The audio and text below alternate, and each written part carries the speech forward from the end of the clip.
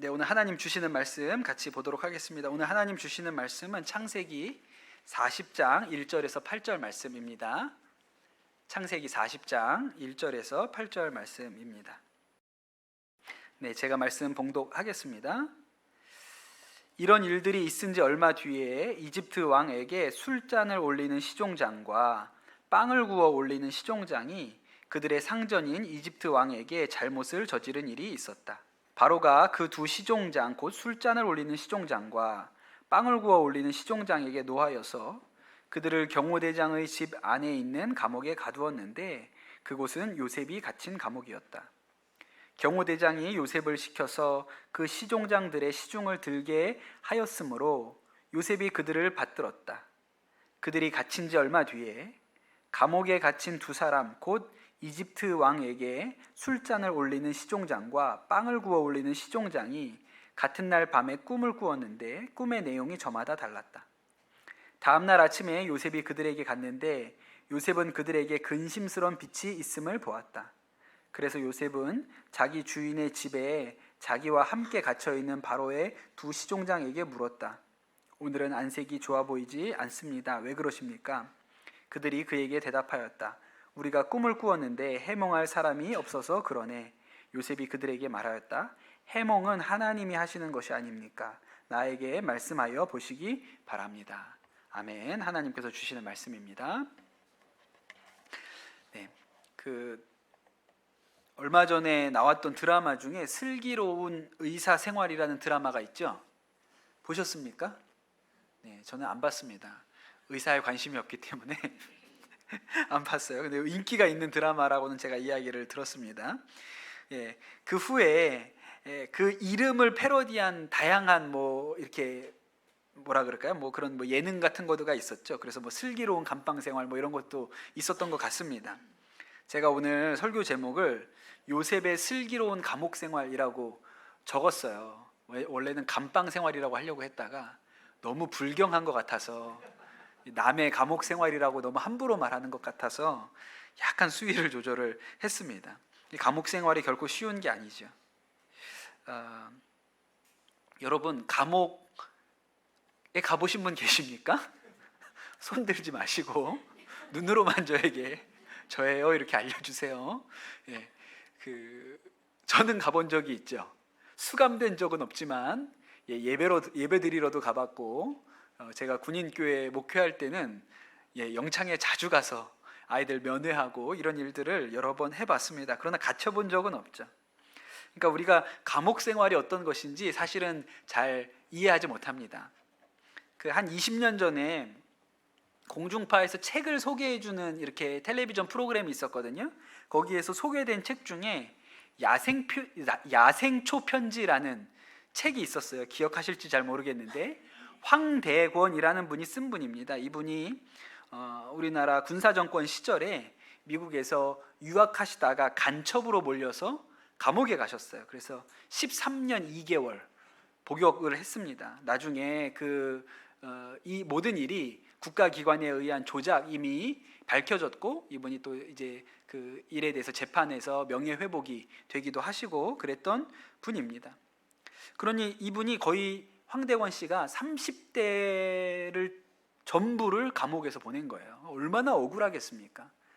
자신이 실제로 그렇지 않은데 억울하게 누명을 쓰고 13년을 감옥에 있었다니까 우리가 그 억울함을 상상하기가 쉽지가 않죠.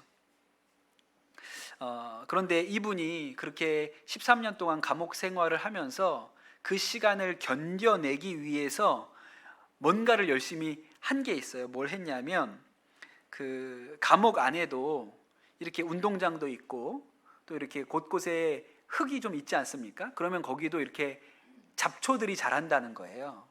그러면 이분이 그 감옥 안에 자라나는 풀들을 이렇게 옮겨다가 자기 화단을 조그맣게 만들어 놓고 거기에서 이 풀을 키우고 또 연구도 하고 먹어도 보고. 왜 그렇게 하셨냐면 이분이 농대 나오셨거든요. 그러니까 그 감옥 안에서 할 수 있는 일이 그런 거니까 그렇게 야생초들을 키우시는 이야기를 편지로 써가지고 가족들한테 보낸 거예요. 사실은 감옥 생활이 매일 똑같은 거니까 그 뭐 새로운 이야기 할 게 없잖아요. 그런데 이 화초들을 가꾸면서 본인에게 이렇게 들었던 생각들, 느낌들을 이제 가족들한테 편지로 써 보낸 것을 나중에 모아서 책으로 낸 게 야생초 편지라는 그 책입니다. 그분 나름대로 이 감옥 생활을 이겨 나가는 그런 어떤 방식이었던 거죠. 제가 한 토막을 좀 읽어 드릴게요. 연일 30도를 오르내리는 무더위의 연속이다. 나는 호리호리한 편이라 더위는 잘 참는 축에 속하지만 이놈의 모기만은 어쩔 수가 없다. 엊그제였다. 한참 맛있게 자고 있는데 한 놈이 계속 주위를 뱅뱅 돌면서 귀찮게 구는 거야. 워낙 졸려서 내버려 두자. 먹을 만치 먹으면 가버리겠지 하는 생각으로 일부러 가만히 있었지. 한 5분 정도 잠들었을까? 갑자기 어딘가 따끔하는 느낌에 다시 잠을 깨어서 살펴보니까 아까 그놈이 또 삐를 빨고 있는 거야. 세상에 얼마나 처먹었던지 배가 땡땡해져 가지고 날아가지도 못하는 거야. 그것을 보니까 부화가 나더라고. 파리채를 잡아들고 그대로 휘둘러 갈겼지. 유혈이 낭자하다는 말은 이럴 때 써야 할 것 같다. 너도 잘 알아두어라. 과식은 곧 죽음에 이르는 길임을. 아마 아들한테 보낸 것 같아요. 이 편지는 아들한테 쓴 것 같은데 과식하지 말라고 모기 잡으면서 이렇게 글들을 써보냈어요. 재밌는 책입니다. 여러분, 요셉의 감옥 생활은 어땠을까요? 우리가 남의 감옥 생활이기 때문에 그렇게 심각하게 받아들이지 않거든요. 그런데 성경을 읽어보면 요셉은 감옥 생활에 상당한 소질이 있었습니다. 그것도 뭐 소질로 하는 건지 잘 모르겠는데 잘 견딘 사람이에요. 이미 요셉이 한 번 고난을 겪어봤지요. 형들에게 팔려서 이집트에 내려와서 살았습니다. 그런데 그곳에서 좌절하지 않고 열심히 살았습니다. 우리가 전에 말씀에 나누었죠. 그때 요셉이 그 보디발 장군 집에 와가지고 오로지 하나님만 생각했다. 오직 하나님만 생각했다. 그래서 그가 견딜 수 있었다. 그렇게 이야기를 나눴고, 그래서 성경이 뭐라고 쓰냐면 하나님께서 요셉과 함께 하심으로, 그때 그 상황에 대해서 이렇게 기록한다고 제가 말씀을 드렸어요. 그런데 이제 요셉이 종이 아니라 죄수가 되어서 감옥에 갇히게 된 것입니다. 그런데 요셉이 아마도 똑같이 그가 보디발 장군 집에 처음 갔을 때 그 마음 그대로 이 감옥 안에서도 내가 하나님을 견고하게 붙들어야겠다, 하나님을 꼭 의지해야겠다, 이렇게 마음을 먹었던 것 같습니다.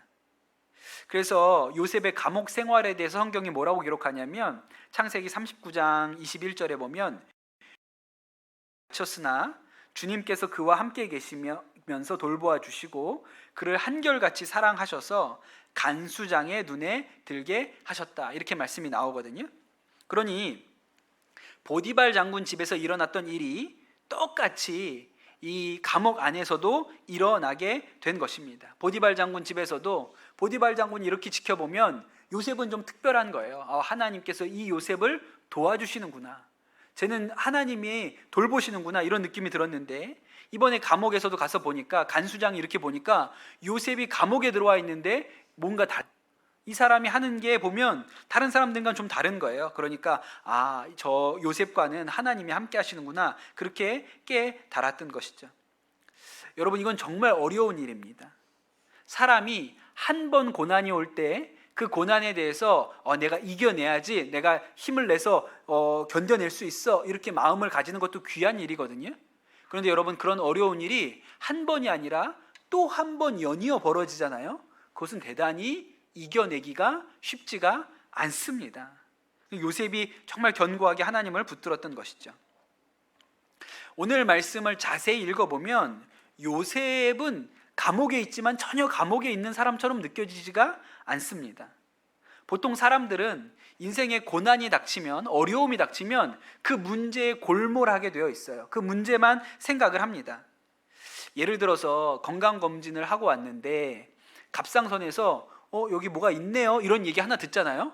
그럼 그날 그 순간부터 오로지 마음의 생각은 딱 한 가지밖에 없어요. 내가 암 환자인가? 결과가 나올 때까지 오직 그 생각 하나밖에 들지 않습니다.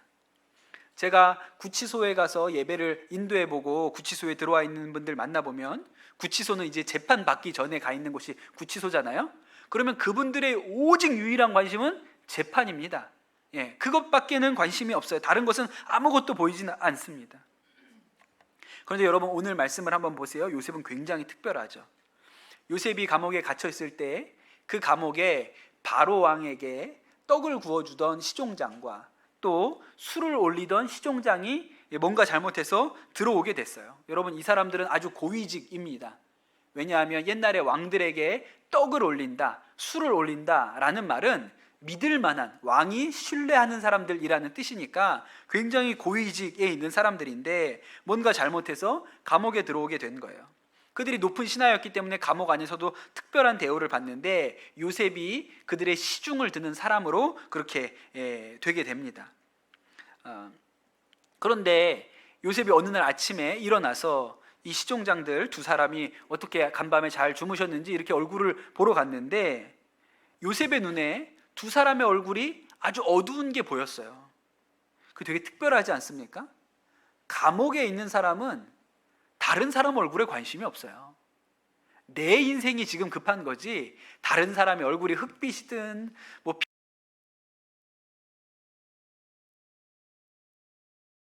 자신의 문제에 함몰되어 있던 사람이 아니었기 때문에 다른 사람의 얼굴빛에도 관심이 있었습니다. 그리고 나서 두 신하한테 물어보는 거죠. 무슨 일이 있으셨어요? 무슨 문제가 있으십니까? 그렇게 물어보니까 두 신하가 하는 이야기가 지난밤에 꿈을 꿨는데 너무 이상한 꿈이었다는 거예요. 그래서 걱정이 된다고. 요셉이 누굽니까? 꿈하면 또 요셉이잖아요. 얘기해 보시라. 하나님께서 해몽을 해주실 터니 본인에게 이야기해보라, 그렇게 얘기를 합니다. 오늘 그 꿈 얘기는 생략하겠습니다. 너무 잘하는 얘기라 그 꿈 얘기까지 하면 너무 길어지니까 꿈의 해몽만 보죠. 먼저 술 맡은 시종장이 꿈을 요셉이 해몽해 주는데 뭐라고 얘기했냐면 사흘이 지나면 그가 복직되어서 바로왕 앞에 다시 나아가서 바로왕의 수를 따르게 될 것입니다. 그렇게 해몽을 해줬고요. 그 다음에 떡 맡은 시종장에게 해몽을 해줬는데 사흘 후면 당신이 나무에 매달려 죽임을 당하게 될 것이다. 그렇게 해몽을 해줬습니다. 여러분, 이렇게 해몽을 해주고 나니까 요셉도 마음에 기대가 있지 않겠습니까? 그죠? 떡 맡은 관원장이야 뭐 어떻게 되겠지요. 그러나 이 술 맡은 관원장이 사흘만 있으면 다시 복직이 되어서 바로왕 앞에 나아가잖아요. 그러면 이 사람한테 잘 얘기하면 바로왕이 자신의 억울한 사정을 좀 이해해줘서 나를 이 감옥에서 풀어줄 수 있지 않겠나? 이 술 맡은 관원장이 말만 가서 잘해주면 내가 풀려날 수도 있지 않겠나? 여러분, 이런 기대가 왜 없었겠어요? 그래서 말씀해 보면 요셉이 이야기를 합니다. 술 맡은 관원장한테, 시종장한테 얘기를 하죠. 14절에 이렇게 나옵니다. 시종장께서 잘 되시는 날에 나를 기억하여 주시고 나를 따로 생각해 주시기 바랍니다. 그리고 바로에게 나의 사정을 말씀드려서 나도 이 감옥에서 풀려나게 해 주시기를 바랍니다. 얼마나 간절합니까? 그러면서 한마디를 더 덧붙이는데 나는 강제로 끌려온 사람입니다. 그리고 여기에서도 내가 이런 구덩이 감옥에 들어올 만한 일은 전혀 하지 않았습니다. 그러니 여러분, 이 요셉이 마음에 억울하지 않았던 게 아니에요. 억울하죠. 그냥 삭히고 있지만 분명히 그 마음 가운데 억울한데 오늘 이 시종장이 임금님 앞에 나아가게 돼서 잘 얘기만 해주면 이 자신의 억울함을 풀 수가 있잖아요. 그러니까 너무 좋은 기회가 눈앞에 조금만 더 가면 잡힐 것 같은 기회가 주어진 것이죠. 그리고 사흘 뒤에 이 요셉이 해몽한 대로 떡 맡은 시종장은 나무에 매달려 죽게 되었고 술을 올리던 시종장은 복직이 되어서 이제 다시 바로왕 앞에 나가게 되었습니다. 그러니 요셉이 얼마나 꿈에 부풀었겠어요. 야, 이제 저 술 맡은 시종장이 나가면 내 얘기를 해주겠지. 저 사람이 잘만 얘기해주면 바로왕이 나를 풀어줄지도 몰라. 조금만 기다려보자. 얼마나 간절하게 마음에 소원을 했겠어요? 그런데 여러분, 창세기 40장 오늘 우리가 읽는 앞부분만 읽었지만 마지막은 뭐라고 끝나냐면 이렇게 끝납니다. 그러나 술잔을 올리는 시종장은 요셉을 기억하지 못하였다. 그는 요셉을 잊고 있었다. 그랬어요. 아까 황대권 씨는 모기가 피를 처먹었다 그랬잖아요. 근데 제가 볼 때는 이 술 맡은 시종장이 술을 얼마나 처먹었는지 뇌세포가 다 죽어가지고 기억이 안 나는 거예요. 사흘 전에 있었는데 사흘 전에 기억이 안 나요. 기억이. 그래서 여러분, 제가 여러분께 권고합니다. 과식과 과음은 죽음으로 가는 지름길입니다. 절대 하지 마십시오. 이 술 맡은 시종장에게 걸었던 그 신락 같은 희망이 끊어진 거예요. 저는 차라리 그 희망이 없었으면 견디기가 쉬웠을 거라고 생각해요. 그냥 아무 일도 없었으면 그냥 그 체념한 마음 그대로 견디면 되잖아요. 그런데 눈앞에 이렇게 희망이 저것만 붙잡으면 감옥에서 나갈 수 있을 것 같은데, 근데 이 눈앞에 보이던 희망이 사라져 버린 거예요. 얼마나 절망스럽습니까? 혹시 여러분 체념 증후군이라는 말을 들어보신 일이 있으세요? 최근에 발견된 정신질환이에요. 제가 하나의 사례를 알려드릴게요. 7살인 다리아라는 여자아이가 있습니다. 이 아이가 7살이에요. 평범했어요. 잘 놀고 잘 자랐던 아이입니다. 그런데 어느 날부터 힘이 없고 무기력해지더니 잠이 들어서 5개월째 깨어나지 않아요. 이 아이가 잠이 들어서 깨어나지 않으니까 뭔가 문제가 있나 건강 검사를 해보면 몸에는 특별한 문제가 없습니다. 그리고 얘가 일어나지 않아도 뭘 먹여야 될 거 아니에요. 굶길 수는 없잖아요. 그래서 미음 같은 거를 아이 입에다 넣어주면 또 먹습니다. 그러나 깨어나지는 않아요. 혼수 상태인 채로, 또 나중에는 뭐 방법이 없으니까 링거 같은 거로 이제 영양분을 주입하고 이렇게 하죠. 그런데 그냥 5개월 동안 자고 있는 거예요. 무슨 일이 있었을까요? 이 다리아의 부모가 어느 독재 국가에 박해를 받고 있다가 스웨덴으로 망명을 옵니다. 스웨덴에 와서 망명 신청을 했어요. 그런데 그 망명 신청이 받아들여지기까지는 시간이 꽤 오래 걸리고, 또 사법부에서 판단을 해줘야 된다고 하더라고요. 이 사람의 망명을 허가한다고 인정을 해줘야 되는 거예요. 그 기간이 상당히 길어서 이 다리아라는 7살짜리 아이가 어리니까 스웨덴 말도 꽤 익숙하게 잘 하게 될 만큼 그렇게 시간이 지났어요. 그리고 재판이 이제 재판장에 가게 됐습니다. 가서 재판장에서 이제 판결이 나기를 기다리는데 이 다리아 이 아이도 같이 갔나 봐요, 부모님하고. 그런데 재판정에서는 그들의 망명이 거부됩니다. 인정하지 않았어요. 이 아이가 제일 먼저 울음을 터뜨렸다 그랬어요. 왜냐하면 부모는 아직 스웨덴 말을 못 알아듣거든요. 근데 이 7살짜리 아이는 재판장이 말하는 순간 알고 울기 시작하는 거예요. 이제 그 박해받던 자신의 나라로 다시 돌아가야 되는 형편이 된 거죠. 그날 이후로 이 아이가 돌아와서 누워있는 시간이 많아지고 무기력해지더니 어느 날 잠들고 나서 5개월째 일어나지 않게 된 거예요. 야, 진짜 특이한 일이다. 어떻게 그런 일이 있지? 이런 생각이 들지 않습니까? 그런데 2015년부터 2016년까지 스웨덴에서 망명을 신청하고 기다리던 아이들 중에 169명에게 이런 증상이 일어났어요. 애들이 한번 잠이 들고 나서 잘 일어나지 않는 거예요. 여러분, 아이가 잠에서 일어나는 건 굉장히 복된 일입니다. 예. 스웨덴에서만 이런 일이 일어난 게 아니고 다른 나라에서도 이런 비슷한 경우를 겪은 아이들이 잠에서 깨어나지 못하는 일들이 보고되기 시작했고, 지금까지 사례가 한 200건 정도가 된다고 합니다. 그래서 사람들이 이 일을 체념 증후군이라고 불렀어요. 그러니까 아이들이 극도의 불안에 노출되어 있다가 어느 한순간 그 희망의 끈이 탁 끊어져 버릴 때 아이로서는 이것을 감당할 수가 없는 거예요. 마음으로 이것을 소화해낼 힘이 없으니까 그냥 의식의 스위치를 내려버린 것이죠.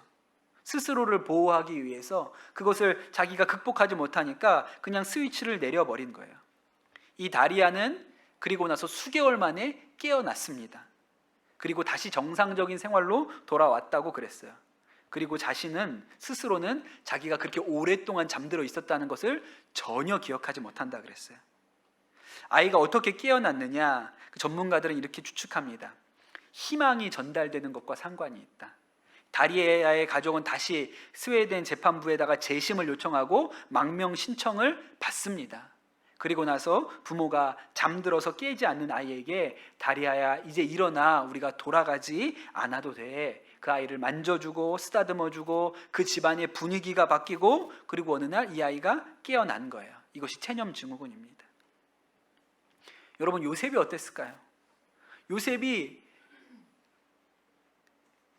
감옥까지 견뎠어요. 그런데 그 마지막에 희망 하나, 저 술 맡은 시종장이 나가서 얘기만 잘해주면 나갈 수 있을 것 같은 그 희망이 눈앞에 아른거렸는데 그 신락 같은 희망이 끊어졌습니다. 저 같아도 자고 싶을 것 같아요. 그냥 안 깨어났으면 좋겠다. 이건 꿈이야. 그냥 계속 잤으면 좋겠다. 이런 마음이 들 것 같아요. 요셉의 입장에서는 야, 나는 술 맡은 시종장에게서도 잊혀졌고 보디발 장군에게서도 잊혀졌고 내 형제들에게서도 잊혀졌고 아버지 야곱은 나를 기억이나 하고 있을까? 이런 생각이 들지 않았겠습니까? 그런데 여러분, 우리의 인생이 마치 이렇게 요셉과 같이 야, 세상에서 내가 완전히 잊혀졌구나, 누구도 나를 기억하지 못하겠구나 라는 생각이 드는 바로 그때 우리가 반드시 기억해야 하는 것 하나는, 하나님은 요셉을 잊지 않고 있었다는 것입니다. 술 맡은 시종장은 요셉을 잊어버렸는지 모르지만 하나님은 요셉을 기억하고 계셨어요. 이제 다음 장으로 넘어가면 창세기 41장 1절은 이렇게 시작합니다. 그로부터 만 2년이 지나서. 그러니 여러분, 요셉이 이 술 맡은 시종장을 만나고 2년 동안 더 감옥에 있었던 거예요. 왜 2년을 더 묶어두실까요? 하나님께서. 그 2년은 하나님과 요셉이 더 단단히 묶이는 시간이었다는 것을 우리가 깨달아야 합니다. 그 시간은 사람에게 기대를 두었던 그 요셉의 모든 기대가 꺾이고 오직 내 인생의 소망은 하나님께만 있어. 세상이 다 나를 잊어버렸는지 모르지만 하나님은 나를 기억하고 계시지, 오직 그 마음 하나로 견고해지는 시간이었던 것이죠. 오직 하나님께로 그 믿음이 확증되는 시간이 그 2년이었습니다. 2년 만에 하나님께서 이 요셉이 바로왕 앞에 직접 나아갈 수 있는 문을 열어주십니다. 왜냐하면 바로가 꿈을 꿨거든요. 바로가 요셉한테 얘기를 합니다. 그래, 내가 들어보니까 너는 꿈을 들으면 능히 풀 수 있다지? 그럼 내가 꾼 꿈도 네가 풀 수 있느냐? 이렇게 물어봐요. 여러분, 얼마나 좋은 기회가 왔습니까? 여러분 같으면 뭐라고 하시겠어요? 저는 못 풀어도 푼다고 말하겠습니다. 일단 무슨 말이든 해야 되는 거 아니에요? 일단 기분만 좋게 해주면 되지 않습니까? 제가 풀 수 있습니다. 그 임금님, 제가요 별명이 꿈의 사람이에요. 저희 형님들이 저를 꿈의 사람이라고 불렀습니다. 그리고 그 임금님, 제가 2년 동안 감옥에 있으면서 꿈만 연구했습니다. 하여튼 꿈 해몽이라면 저만큼 잘할 사람이 없어요. 이렇게 해야 정상이거든요. 근데 요셉이 뭐라고 했는지 아세요? 다음 주에 볼 말씀인데 요셉이 이렇게 얘기합니다. 저에게는 그런 능력이 없습니다. 임금님께서 기뻐하실 대답은 하나님이 해주실 것입니다. 이 말을 들으면 요셉에게 그 2년이 어떤 시간이었는지를 알 수 있는 것이죠. 요셉은 이전보다 더욱더 견고하게 오직 다른 것은 관심 없고 하나님으로만 단단하게 묶여있는 상태가 된 거예요. 그러니 첫 마디가 하나님인 거예요. 여러분, 우리가 꼭 기억해야 됩니다. 우리 인생에 마치 감옥에 간 것은 아니지만 우리가 세상 가운데 다 버림받은 것 같고 잊혀진 것 같고 외면당하는 것 같은 그런 삶을 살아야 할 때가, 그런 터널을 통과해야 될 때가 있죠. 질병으로 인해서 어려움 당할 때, 그렇게 중환자실이나 입원실에 혼자 있어야 할 때, 수술실에 혼자 누워 있을 때, 내가 혼자구나, 그런 생각이 들 때가 있습니다. 우리 재수생들 혼자 학원 다닐 때, 친구들은 다 좋은 대학들 좋아서 신나게 대학생 생활 누리고 있는 것 같은데 나 혼자만 학원을 왔다 갔다 하는 것 같은 그런 느낌이 들 때, 여러분, 그 시간이 하나님과 나의 관계가 견고하게 맺어지는 시간이라는 것을 반드시 알아야 합니다. 왜냐하면 온 세상이 나를 기억하지 못해도 하나님 한 분은 나를 기억하고 계시기 때문에 그런 것이죠. 제가 설교하면서 군인교회 목회하던 시절 얘기를 자주 하지 않습니까? 저에게 있어서 너무 특별하고 소중한 시간이었기 때문에 그렇습니다. 특별히 제가 군인교회에 목회하면서 아주 행복하고 좋았던 시간이 새벽기도 시간이었어요. 그때는 그 일이 힘들다고 여겨졌는데 지금 돌아와서 생각해보면 참 따뜻했던 시간이에요. 제가 강화도에서 목회할 때 새벽에 이제 예배를 인도하면 한두 분 정도 나오셨습니다. 나중엔 또 몇 분 좀 더 나오긴 했는데 처음에는 한두 분, 우리 연대장님, 또 우리 군종병 그렇게 늘 오셨어요. 나중에 몇 분 성도님들이 더 나오시긴 했습니다만 겨울이 되면 그 예배당이 무지하게 추웠습니다. 뭐 진짜 그냥 시골에 군인교회 대충 지어서 단열 이런 거 전혀 없어서 그냥 예배당 안도 입김이 날 만큼 그렇게 추웠어요. 그러면 제가 말씀 전하고 나서 요 맨 앞자리에서 기도를 합니다. 우리 성도들은 다 맨 뒤에 앉아 계셨어요. 몇 분 나오시면. 왜 맨 뒤에 앉았을까요? 난로가 거기에 있었거든요. 너무 추우니까 난로 옆에 앉아서 기도를 할 수 있는 거예요. 그럼 제 마음의 소원은 빨리 그분들이 집에 갔으면 좋겠다. 왜요? 그분들이 집에 가야 제가 그 옆에 앉을 수 있거든요. 그래가지고 기도하면서 계속 귀를 쫑긋 세우고 있어요. 가나 안 가나. 그래서 문이 슬쩍 삐걱하고 열리는 소리가 나면 이렇게 뒤돌아보죠. 갔다. 그럼 이제 제가 그 난로 앞에 가가지고 기도를 하는 거예요. 근데 얼마나 예배당이 추운지 난로를 등지고 앉아있으면 등은 따뜻한데 얼굴은 차가워요. 그럼 어떻게 해요? 뒤집어야죠. 그럼 얼굴을 난로에다 묻고 기도를 해요. 그럼 너무 뜨겁잖아요. 그럼 다시 돌아요, 등으로. 그럼 기도하다가 무슨 생각이 드냐면, 야, 이게 전기구이 통닭하고 무슨 차이가 있나. 빙글빙글 돌아가면서 이게 기도를 하는 건지 익어가고 있는 건지 알 수가 없는, 그렇게 기도를 하지요. 그런데 그렇게 혼자 남아서 기도하던 자리가 저한테는 너무 따뜻하게 느껴져요. 전기구이가 됐으니까. 근데 그리고 나서 제가 연평도라는 섬으로 다시 발령이 나서 들어갔습니다. 연평도는 새벽에 나오는 분이 한 분도 없었어요. 6개월 동안 아무도 나오지 않았습니다. 6개월 지나고 나서 전이 본 새로운 가정, 한 가정이 새벽 기도에 나오기 시작하셨어요. 근데 그 6개월 동안 혼자 새벽에 나가서 기도할 때 아무도 나를 기억하지 못하겠구나. 내가 여기서 기도하고 있다는 걸 누가 아나. 그 연평도 되게 위험하거든요.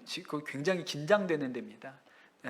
그런데 이 섬에서 누가 기도할까? 나밖에 없는 것 같은데, 나 혼자 기도한다고 이게 되는가? 이런 생각이 드는 그런 기도 자리였어요. 그런데 바로 그 아무도 없는 예배당에서 혼자 기도하던 그 시간이 제가 세상에서 잊혀진 시간이었는지 모르지만 하나님께는 기억되는 시간이었죠.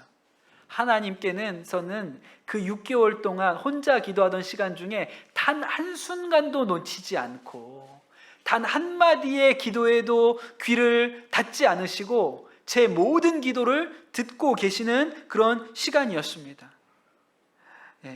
새벽 기도에 사람은 아무도 오지 않았지만 예수님은 늘 찾아오셔서 저와 함께 계셨으니 여러분, 그 시간은 제가 세상 가운데 버려진 시간이 아니라 하나님과 내가 하나가 되어 있다. 하나님이 나와 함께 하신다. 하나님께서 내 기도를 들어주시고 있다는 이 믿음이 확증되는 시간이었던 것이죠. 하나님과 나 사이의 끈이 단단히 동여 매어지는 시간이었던 것입니다. 요셉한테 그래서 그 인연이 필요했던 것이죠. 요셉이 앞으로 이집트의 총리로서 이 나라를 이끌고 나아가야 하고, 또 가족들이 그 가뭄에 찾아오면 그 형님들을 다 용서하고 그 가족들을 품어내려면 요셉의 마음이 아주 견고하게 하나님께 붙들려 있어야 했기 때문에 하나님께서 그 2년의 시간을 예비해 두셨던 것이죠. 사랑하는 성도 여러분, 저는 오늘 이 말씀을 듣는 우리 모든 강남 선한목자교회 성도들이 하나님과 견고하게 묶여 있으시기를 축복합니다. 여러분이 외롭고 혼자인 것 같은 느낌이 있습니까? 여러분, 그 시간은 혼자 있는 시간이 아니라 하나님이 여러분을 붙들어 매놓는 시간이라는 것을 꼭 깨달으시기를 축복합니다. 여러분, 우리가 혼자 기도하는 시간이 하나님께서 그 모든 기도를 들으시고 우리와 함께 하시는 시간입니다. 우리는 결코 혼자가 아니고 하나님께서 우리와 함께 하시는 것, 그 믿음이 요셉을 살렸던 것이죠. 여러분, 그 믿음이 그 요셉의 믿음이 여러분의 믿음과 여러분의 고백이 되시기를 예수님의 이름으로 축복합니다.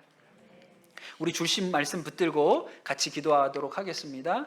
이 시간 기도하실 때 주님, 하나님께서 나를 붙들고 계신 것, 내가 세상에 버려진 것 같고 아무도 나를 이해하지 못하고 혼자인 것 같은 바로 그 순간에도 하나님께서 나를 붙들고 계시고 함께하고 계시는 것이 내 마음 가운데 믿어지고 누려지게 하여 주시옵소서. 요셉의 그 믿음이 내 믿음이 되게 하여 주옵소서. 이 시간 합심해서 기도하도록 하겠습니다. 주님 감사합니다.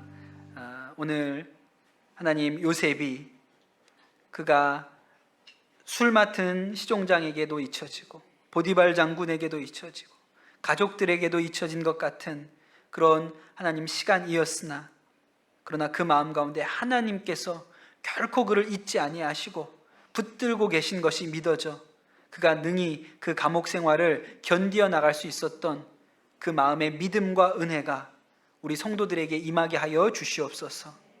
우리가 결코 홀로 있지 아니하고 하나님께서 우리의 기도를 들으시고 우리와 함께 하시며 하나님 동행하고 계시는 것을 하나님 우리가 마음에 굳게 믿게 하여 주시옵소서.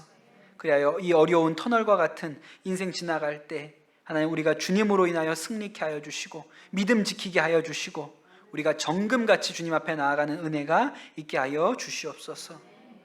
오늘 우리가 이 예배에 나올 때 하나님 예물 준비하여 나와왔습니다. 하나님께 올려드립니다. 주님께서 기쁘게 받아주시고 우리의 마음도 받아주시고 또 이 헌신과 예물도 순종도 받아주시옵소서. 또 하나님, 우리가 성도들의 헌금으로 인해서 또 부채도 갚게 해주셔서 감사를 드립니다. 하나님, 우리 강남 선한목자교회가 더욱더 견고하게 하나님 앞에 세워지는 교회가 되게 하여 주옵소서. 이제는 우리 주 예수 그리스도의 은혜와 아버지 하나님의 크신 사랑과 성령님의 교통하심이 오늘 주의 말씀을 듣고 하나님께서 나와 함께 하시는 것, 그것을 굳게 붙들고 나아가는 우리 모든 강남 선한목자교회 성도들 위해, 또 함께 예배드린 모든 이들과 우리 모든 자녀들 위해 주께서 영원토록 함께 하시기를 간절히 축원하옵나이다. 아멘.